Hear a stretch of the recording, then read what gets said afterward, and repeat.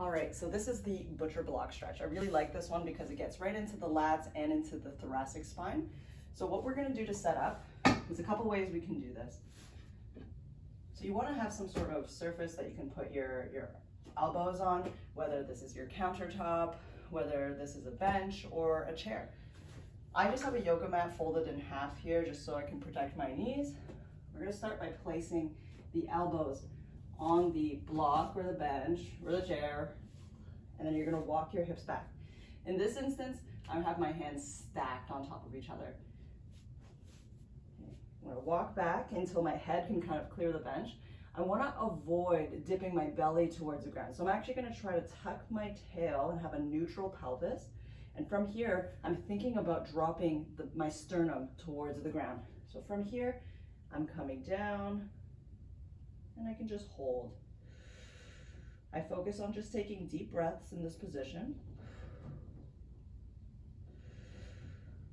Right, and just remember not to let your belly dip towards the ground. We're really focusing on dropping the chest towards the ground. This can be tough on the shoulders sometimes, so what I like to do for that is I'm gonna grab a stick. You can just use a broomstick for this too. And then you're gonna grab a little bit further apart instead of having your hands stacked. So elbows come on the bench.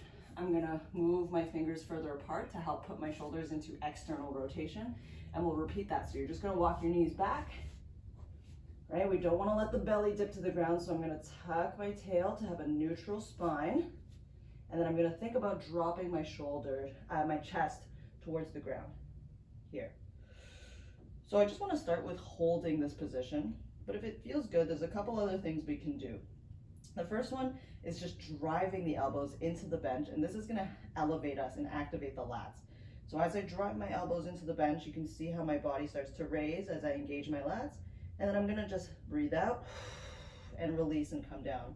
So I can repeat that over and over again.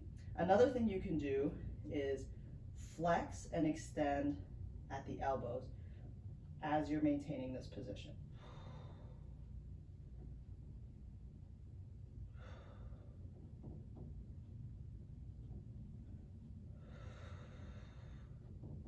If this is a challenging position for you to get in, really just work on being comfortable there and being able to take slow, deep breaths while in this position. And once it starts to feel pretty good, then you can start to play around with all of the other variations. So this is the butcher block stretch.